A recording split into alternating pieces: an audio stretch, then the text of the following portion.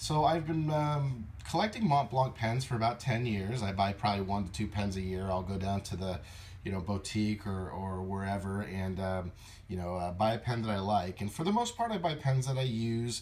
I don't really collect these pens, so I can't say that I am at all an expert or anything like that. And I know they have made a lot of different editions and kind of limited stuff. And I've only bought a couple of them, so I have a few pens that I haven't got around to using. But for the most part, I buy pens that I want to use, and they either are at my home office or at my office, or I use them for other things. But I wanted to do a review on an Albert Einstein Great Character Edition pen. I actually purchased the fountain pen first. It's one of the pens that I have not got around to using. And this one that you're looking at here is actually the Rollerball edition. And I had the opportunity to buy this about a month ago, and I looked at it, and I had some concerns. So, first of all, I loved the Albert Einstein edition. It's just the best looking pen. I had purchased the fountain pen. I pretty much put it on display. The reason why I hadn't inked it was kind of heavy. I really wasn't sure what I was going to use it for. I was fairly certain I wasn't going to carry it around in my pocket. But when this rollerball came up, I said, well, this is a pen that probably has a little bit more utility. In my collection, I've got about 15 to 20 pens or around there, and most of them are fountains, I'd say, and the rest are ballpoints. And I buy the ballpoints just, like I said, to use at the office or use for certain things that you can't use fountain pens for. So I've never used a rollerball. I did a lot of research online. I looked at it, and they don't have the best reputations in the world. So I was a little bit hesitant to spend this kind of money on a kind of a fancy edition pen for a rollerball in a kind of a style that I have never used. So I looked at YouTube, I looked online, I just couldn't find any reviews. So that's kind of why I wanted to do this review, kind of show you this particular pen if you're interested in Albert Einstein, or also if you're interested in a Rollerball edition Mont Blanc. So here we go. This is the Albert Einstein Great Characters Edition, like I said. This is the Rollerball version. I think this version was numbered to 1500, it says right there. This is the pen here. You could tell it is a very nice, heavy, substantial pen. The build quality is amazing. Every time I unscrew it, it feels just almost hydraulic, and that's how I would describe actually writing with it and using it as well. So a couple things. My biggest concern about the fountain pen was the weight, and I'll show you the fountain pen here. It's identical. The fountain pen and the rollerball pen, I had asked this question, and pretty much I want to say that they're the exact same feel. I think maybe this thing here is a little bit different, so that might have a different feel of writing. But for the most part, when you put them down side by side, you can't tell the difference between the pens.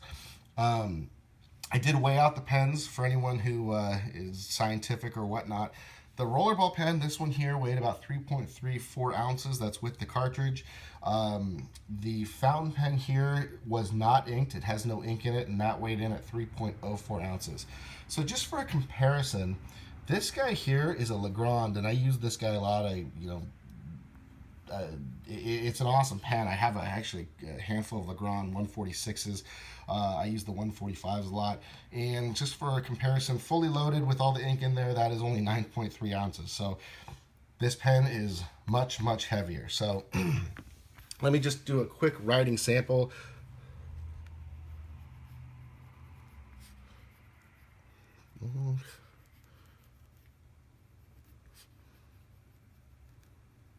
Albert Einstein. So there you go. It writes amazing. I was pleasantly surprised. I do have a bunch of ballpoints, which I stick the broad points in because I feel like they write better.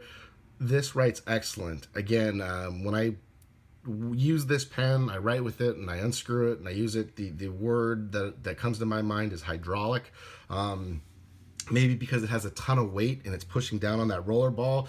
Maybe because that ink is just really thick and smooth. It feels very, very nice. So just to give you a heads up that this cartridge, this pen is only about a month old. I have read that some people have some bad luck with these and they go out after 2-3 months. If that's the case, I promise I'll do an update and say that the pen and the rollerball cartridge didn't really last. When I purchased the rollerball cartridge, they told me it would last about 2 months, so that's all my expectations are. But as of right now, a month in, it's still writing amazing. A couple things though about this pen for those people who write with it. The cap won't post, obviously. And it's heavy. I would say a lot of the weight's in the cap, so you're gonna have to find something to do with that cap. This guy here, I've never had a metal section whatnot that's so shiny. I mean, it's just bright. This whole pen, one of the things I liked about it is the equations. They sparkle when you use the pen. Like you'll catch glimpses of the equations. It looks really, really cool.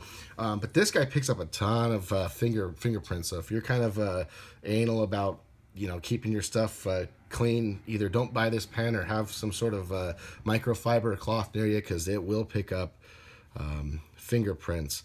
And I've never really written with the metal. It's not. I'll be honest with you. It's not to my liking as much as like the plastic resin or whatever, the precious resin as they call it. Just I feel like if your hands aren't clean, it will slip a little. So that's kind of one thing that's a negative, but I'm sure they couldn't put a plastic piece here. People probably wouldn't buy this pen if they did, so you just kind of have to deal with it. But for the most part, pen's an amazing writer. Don't really notice it. You do have to have clean hands when you use it, otherwise you'll slip or whatever or whatnot. But that's just one of the things.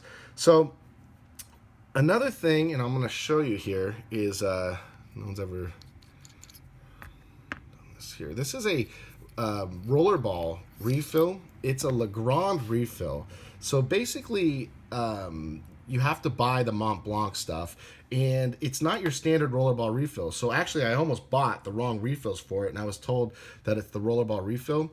And one of the negatives about it is that it only comes in 2 colors, and I'm going to show you the mystery black color so you can see it, because that pops as well. This blue is amazing, but the mystery black also really looks nice.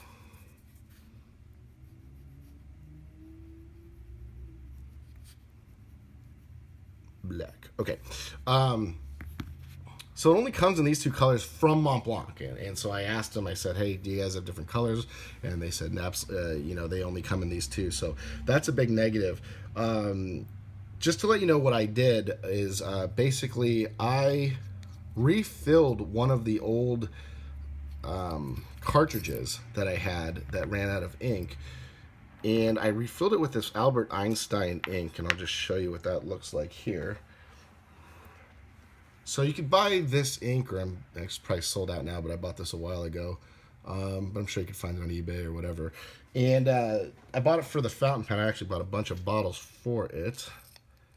And I was kind of disappointed. I'm like, man, they don't make an Albert Einstein ink for the Albert Einstein Rollerball pen. So I made one myself, and I want to show you what that looks like.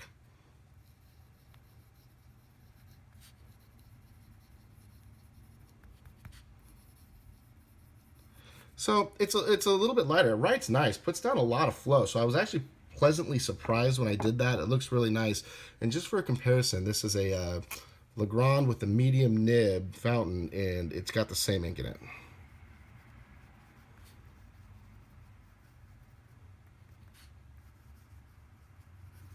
So you can see that the fountain pen puts down a good amount more ink. When it dries out, you'll see it's still a good amount darker than the rollerball version. But the black, man, that pops. So these 2 colors that it comes with, they write a little bit better. I'm not gonna lie.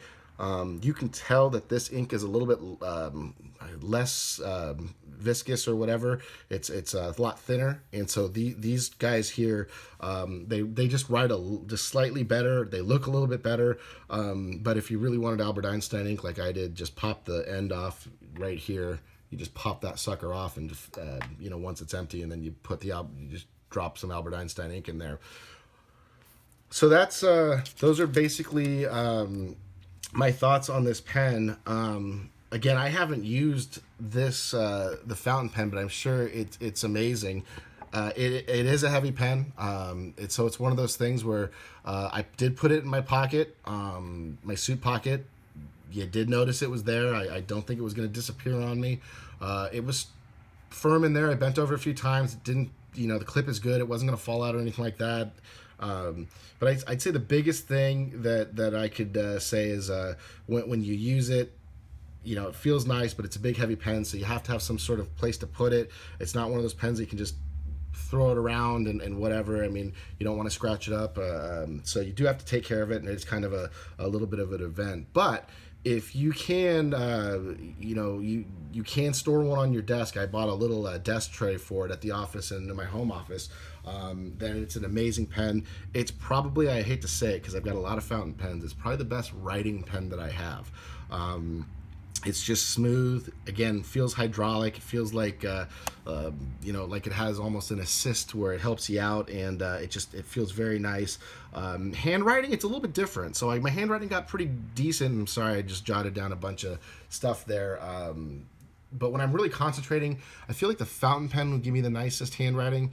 This you have to get used to because it's a lot smoother. It doesn't give you kind of the friction that the fountain pen will give you, so it's a different experience. But I feel like if I practice with it a lot, I can get my handwriting to be decent with it.